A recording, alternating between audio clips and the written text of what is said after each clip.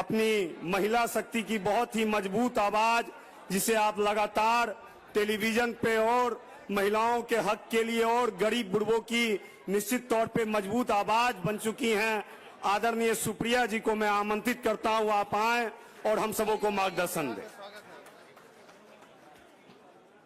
सम्मानित मंच, हमारे नेता सचिन पायलट जी, यहां पर मौजूद सारे वरिष्ठ कांग्रेस पार्टी के नेतागण और आप जो कांग्रेस के बब्बर शेर और शेरनियां हैं, सबसे पहले तो आपको मेरा प्रणाम। इतने सारे युवाओं को देखकर एक लाइन याद आती है, तलवारों की धारों पर इतिहास हमेशा बनता है, जिस ओर जवानी मुड़ती है उस ओर जमाना मुड़ता है। आपकी पलायन रोको और नौकरी दो यात्रा ने सत्ता के चूल्हे हिलाकर रख दिए हैं। सत्ता में बैठे हुए लोग जो डबल इंजन की तथाकथित सरकार चला रहे हैं वो परेशान हैं आपकी इस यात्रा से, आपके युवाओं के मुद्दों को उठाए जाने से। असलियत यह है कि बिहार का 8 करोड़ युवा आज आपके साथ कंधा से कंधा मिलाकर चलने को तैयार है, क्योंकि उसको भी एक उज्जवल भविष्य चाहिए। वो अपना घर, अपना गांव, अपना देहात, अपना शहर, अपना परिवार छोड़कर नहीं जाना चाहता है। लेकिन बिहार में न उद्योग लगे, न निवेश हुआ, न नौकरियां बनी, न रोजगार बने, और इसलिए उसको मजबूर होकर इस देश के कोने कोने में जाकर कहीं पर छोटा तो कहीं पर बड़ा काम करना पड़ता है। कांग्रेस पार्टी की ये प्रतिज्ञा है, हमारी ये प्रतिबद्धता है, हमारी सरकार बनेगी, हम सबसे पहला काम बिहार के 8 करोड़ युवाओं के उज्जवल भविष्य की नींव डालने का करेंगे। बिहार अगर देश की अग्रिम पंक्ति में खड़ा होना है इसको और आपको, तो आपको यहाँ के युवाओं का नेतृत्व करना पड़ेगा, आपको युवाओं की आवाज बनना पड़ेगा, आपको युवाओं की शक्ति बनना पड़ेगा, आपको युवाओं की आशा और आकांक्षा बनना पड़ेगा।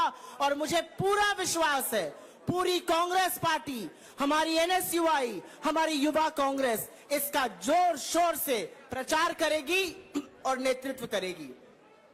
दिनकर की भूमि पर हूं तो जरूर दिनकर की 2 लाइन कहूंगी। और दिनकर ने कहा कि कुछ असंभव नहीं है, हम मन बना लें तो हम बड़े बड़े काम कर सकते हैं। और दिनकर की ये लाइन कहकर अपनी बात खत्म करूंगी। सच है विपत्ति जब आती है कायर को ही दहलाती है, सूरमा नहीं विचलित होते क्षण एक नहीं धीरज खोते, विघ्नों को गले लगाते हैं कांटों में राह बनाते हैं, मुख से न कभी उफ कहते हैं संकट का चरण न कहते हैं, जो आ पड़ता सब सहते हैं उद्योग निरत्नित रहते हैं, शूलों का मुख न साने को बड़ खुद विपत्ति पर छाने को, है कौन विघ्न ऐसा जग में टिक सके वीरवर के मग में, खम्भ ठोक ठेलता है जब नर पर्वत के जाते पांव उखड़, मानव जब जोर लगाता है पत्थर पानी बन जाता है। आप लोग बिहार में पत्थर को पानी बनाएंगे, आप राहुल गांधी और खड़गे जी की आवाज को बुलंद करेंगे और आप बिहार के युवाओं को एक नई दिशा, एक नया भविष्य देंगे। मेरे साथ एक बार जोर से बोलिए, जय हिंद, जय बिहार।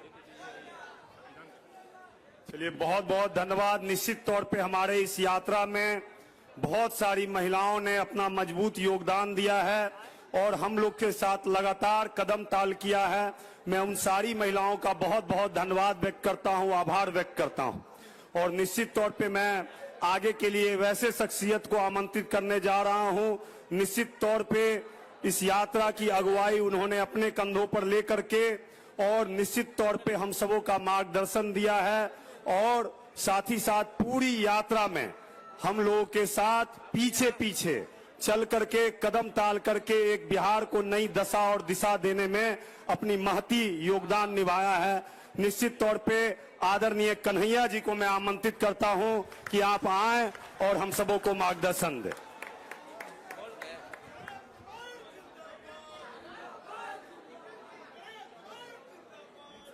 आदरणीय कन्हैया सर, आप जहां कहीं भी हो आकर के हम लोग को अपना मार्गदर्शन दें।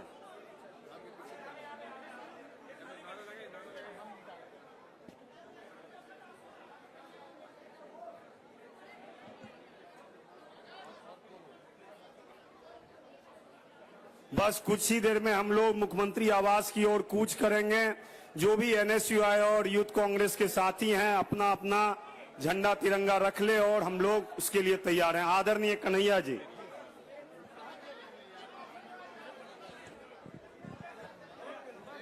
मंच पर उपस्थित सम्मानित नेतागण और इस यात्रा की जनसभा में आए हुए बिहार के कोने कोने से कार्यकर्ता साथी, नौजवान विद्यार्थी, महिलाएं और बुजुर्गों, मैं आपका बहुत ज़्यादा वक्त नहीं लूँगा क्योंकि हमारा आगे का कार्यक्रम ये है कि यात्रा अपने तय कार्यक्रम के अनुसार मार्च करेगी और हम लोग मुख्यमंत्री जी से मिलने का प्रयास करेंगे।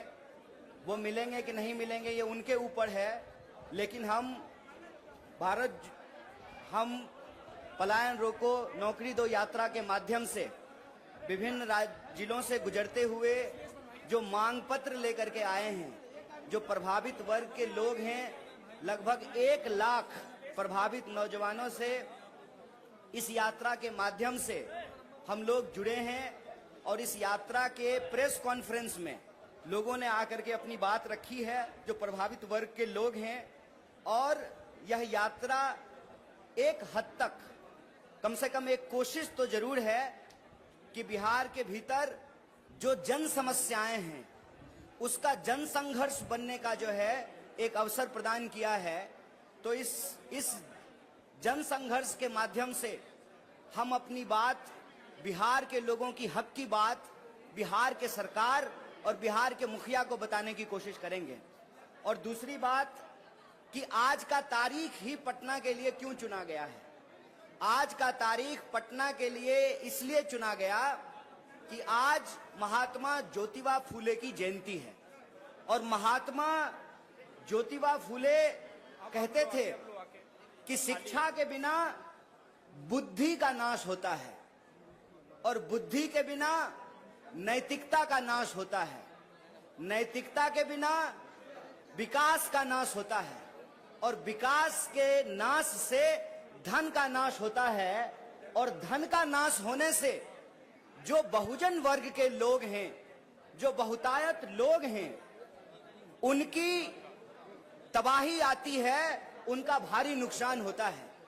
तो महात्मा ज्योतिबा फूले शिक्षा पर जोर देते थे और कहते थे कि बहुतायत लोगों के लिए, समाज के जो गरीब लोग हैं, शोषित लोग हैं, पीड़ित लोग हैं, उनका कल्याण शिक्षा से हो सकता है, इसीलिए उनको शिक्षा पे जोर देना चाहिए।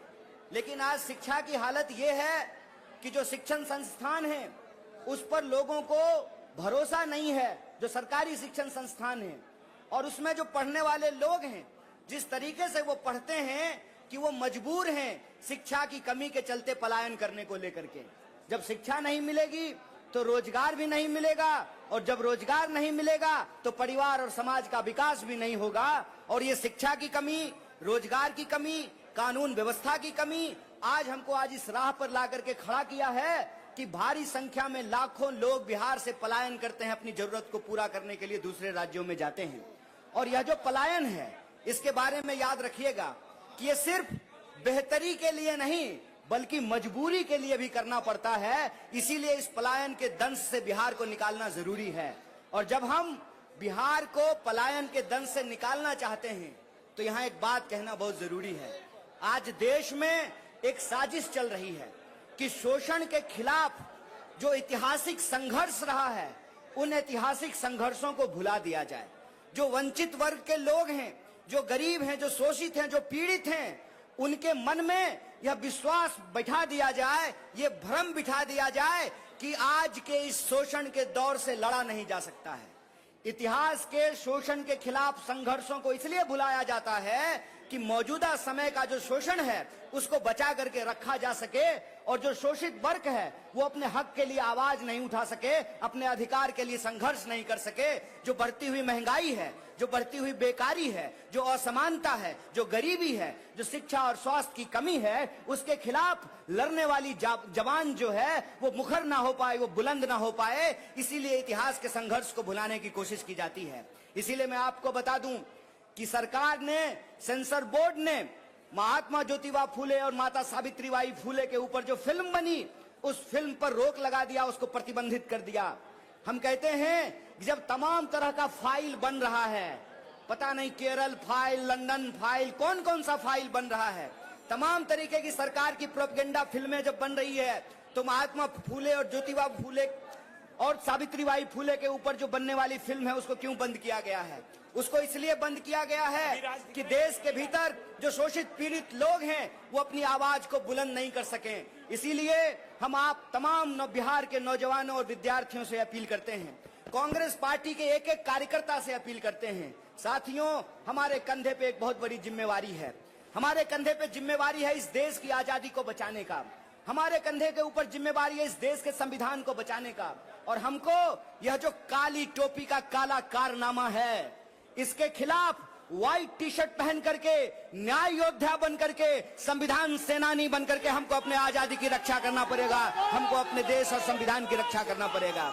इसीलिए बिहार के भीतर, देश के भीतर अगर कहीं कोई अन्याय होगा, तो कांग्रेस पार्टी का एक एक कार्यकर्ता जो संविधान में भरोसा करता है, इस देश में जिसको भी संविधान के ऊपर भरोसा है, जो इस देश की आजादी को सही समझता है, जिसको लगता है कि देश की आजादी ने यह अधिकार दिया है कि अमीर और गरीब का वोट बराबर किया है, यह देश जितना अमीरों का है उतना ही गरीबों का है, इस बात में जो भरोसा करने वाले लोग हैं, जो नफरत को हरा करके मोहब्बत को जिताने वाले लोग हैं, उनको एकजुट होना पड़ेगा। उनको कांग्रेस की विचारधारा से जुड़नी पड़ेगी, कांग्रेस का हाथ मजबूत करना पड़ेगा, क्योंकि कांग्रेस की लड़ाई अन्याय के खिलाफ न्याय की लड़ाई है। कांग्रेस की लड़ाई गुलामी के खिलाफ आजादी की लड़ाई है। कांग्रेस की लड़ाई इस देश में जो ऊंच नीच की व्यवस्था है, उसको समाप्त करके समानता को स्थापित करने की लड़ाई है। इसीलिए मैं आप तमाम साथियों से यह आग्रह करता हूं कि यह यात्रा, ये अंतिम बात मैं आपसे बोल रहा हूं, यह यात्रा आज समाप्त नहीं हो रहा है, इस बात को याद रखिएगा।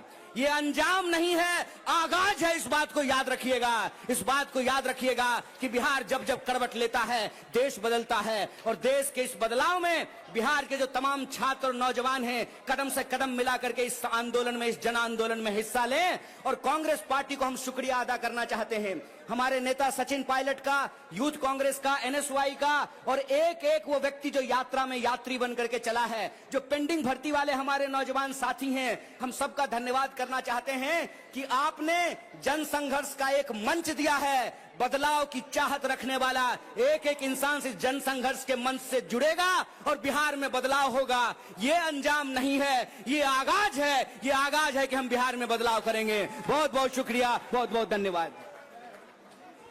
चलिए, बहुत धन्यवाद। इस यात्रा में निश्चित तौर पे जितने भी हमारे साथी चले हैं, पेंडिंग भर्ती हो, सेवा दल हो, आदरणीय मनीष जी का भी मैं बहुत बहुत धन्यवाद करूंगा कि आपने बहुत ही मजबूती के साथ इस यात्रा को चलाया है। साथ ही साथ हमारे एनएसयूआई यूथ कांग्रेस के जितने भी राष्ट्रीय पदाधिकारी हैं, प्रदेश पदाधिकारी हैं, उनका भी बहुत बहुत धन्यवाद। अब मैं आगे के लिए आदरणीय अपने बिहार प्रदेश कांग्रेस कमेटी के सम्मानित अध्यक्ष, हम सबों के आदरणीय नेता राजेश राम जी को आमंत्रित करता हूं, आप आएं और हम लोग को मार्गदर्शन दें। आदरणीय राजेश राम जी।